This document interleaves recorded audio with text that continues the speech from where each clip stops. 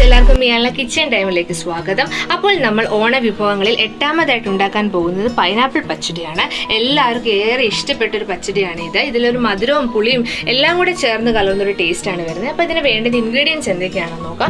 ആദ്യമായി ഞാൻ ഇതിനകത്ത് ഒരു കപ്പ് അല്ലെങ്കിൽ 1 തൊട്ട് 1.5 കപ്പ് വരെ പൈനാപ്പിൾ എടുത്തിട്ടുണ്ട്. ഇനി അതോടൊപ്പം നമുക്ക് വേണ്ടതെന്ന് വെച്ചാൽ കട്ട തൈരാണ്. അതിൻ്റെ ലംസ് ഒക്കെ ഞാനൊന്ന് ഉടച്ചെടുത്തിട്ടുണ്ട്.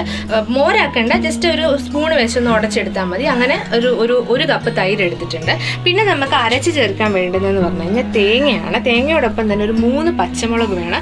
പിന്നെ ഒരു 1/4 ടീസ്പൂൺ ജീരകം വേണം. പിന്നെ നമുക്കൊരു 1/2 ടീസ്പൂൺ കടുകും വേണം. പിന്നെ നമുക്ക് താളിക്കാൻ വേണ്ടുന്നത് തന്നെയാണ് കടുക്, വറ്റൽമുളക്, കറിവേപ്പില. ഇനി പൊടികൾ എന്ന് പറയുന്നത് 1/2 ടീസ്പൂൺ മുളക് പൊടി എടുത്തിട്ടുണ്ട്. ഇത് എരിവുള്ള മുളക് പൊടി ആണെങ്കിൽ നമുക്ക് ഒരു 1/4 ടീസ്പൂൺ മതി. എരിവ് കുറവാണെങ്കിൽ 1/2 ടീസ്പൂൺ നമുക്ക് എടുക്കാം. പിന്നെ നമ്മളൊരു 1/4 ടീസ്പൂൺ മഞ്ഞൾപ്പൊടി എടുത്തിട്ടുണ്ട്. ഉപ്പ് ആവശ്യത്തിന്. പിന്നെ ഇതിലേക്ക് നമുക്ക് കുറച്ച് പഞ്ചസാരയും കൂടെ വേണം.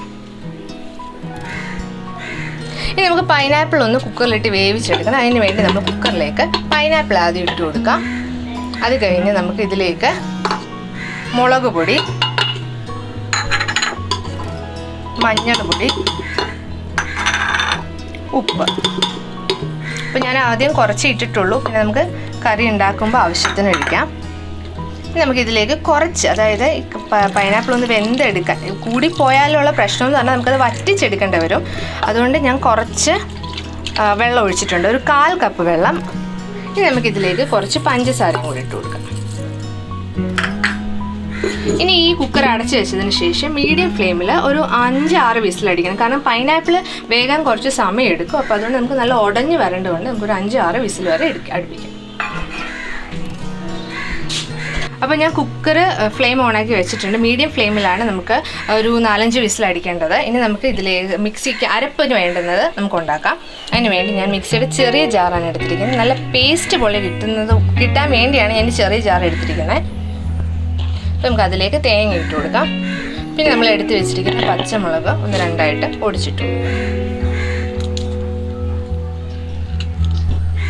അപ്പോൾ ഇതിലേക്ക് നമുക്കൊരു 1/2 ടീസ്പൂണോളം കടുക് ഇട്ട് കൊടുക്കാം.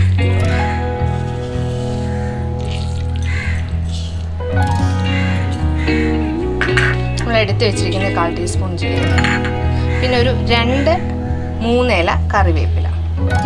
കുറച്ച് വെള്ളവും കൂടി ഒഴിച്ച് നമുക്കിത് പേസ്റ്റായിട്ട് അരച്ചെടുക്കാം. ഞാനിവിടെ കുറച്ച് വെള്ളം മാത്രമേ ഒഴിച്ചിട്ടുള്ളൂ. നമുക്ക് അരച്ചെടുക്കാം.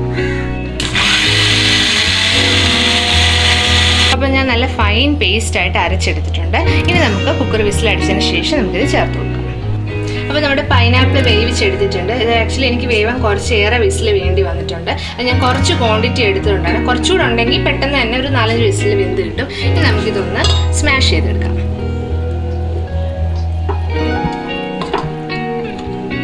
അപ്പോൾ നമ്മൾ ചെറുതായിട്ടൊന്ന് ഉടച്ചു വെച്ചിട്ടുണ്ട്. ഇനി നമുക്കിതിലേക്ക് നമ്മൾ വെച്ചിരിക്കുന്ന ആ ഒരു പേസ്റ്റ്, തേങ്ങയുടെയൊക്കെ ഉള്ള പേസ്റ്റ് ഇട്ട് കൊടുക്കാം.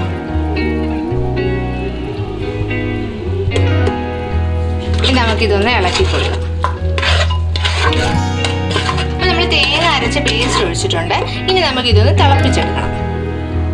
അപ്പോൾ ഇത് ഒന്ന് തിളച്ച് വന്നിട്ടുണ്ട്. നമുക്ക് ആ തേങ്ങയൊക്കെ ഒന്ന് വെന്ത് കിട്ടുക, അതായത് നമ്മൾ അരപ്പിൻ്റെ പച്ച ചുവ മാറാൻ വേണ്ടിയാണ് ഇത് നമ്മളൊന്ന് തിളപ്പിച്ചെടുക്കുന്നത്. ഇനി നമുക്കിതിലേക്ക് നമ്മൾ എടുത്ത് വെച്ചിരിക്കുന്ന തൈര് ഒഴിച്ചു കൊടുക്കാം. അപ്പോൾ നമ്മൾ തൈര് ഒഴിച്ചു കൊടുത്തു. ഇനി നമുക്ക് ഫ്ലെയിം ഓഫ് ചെയ്യാം, കാരണം ഇത് ഒരുപാട് തിളപ്പിക്കേണ്ട ആവശ്യമില്ല. അപ്പം ഏകദേശം നമ്മുടെ പൈനാപ്പിൾ പച്ചടി റെഡി ആയിട്ടുണ്ട്. നമുക്ക് ടേസ്റ്റ് നോക്കി ഉപ്പൊക്കെ ആവശ്യമുണ്ടോ എന്ന് നമുക്ക് നോക്കാം. നമ്മളൊരു ചീനച്ചട്ടി ചൂടാക്കാൻ വെച്ചിട്ടുണ്ട്. അതിലേക്ക് നമുക്ക് കുറച്ച് വെളിച്ചെണ്ണ ഒഴിച്ചു കൊടുക്കാം. ഇനി കടുക് പൊട്ടിക്കാനാണ്. ഇനി അതിലേക്ക് നമ്മൾ എടുത്ത് വെച്ചിരിക്കുന്ന കടുക് കൊടുക്കാം.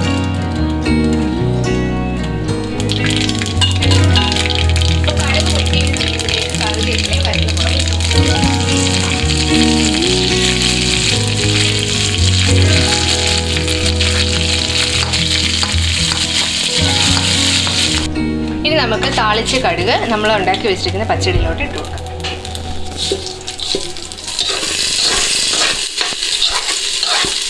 അങ്ങനെ നമ്മുടെ സ്വാദിഷ്ടമായ പൈനാപ്പിൾ പച്ചടി റെഡി ആയിട്ടുണ്ട്.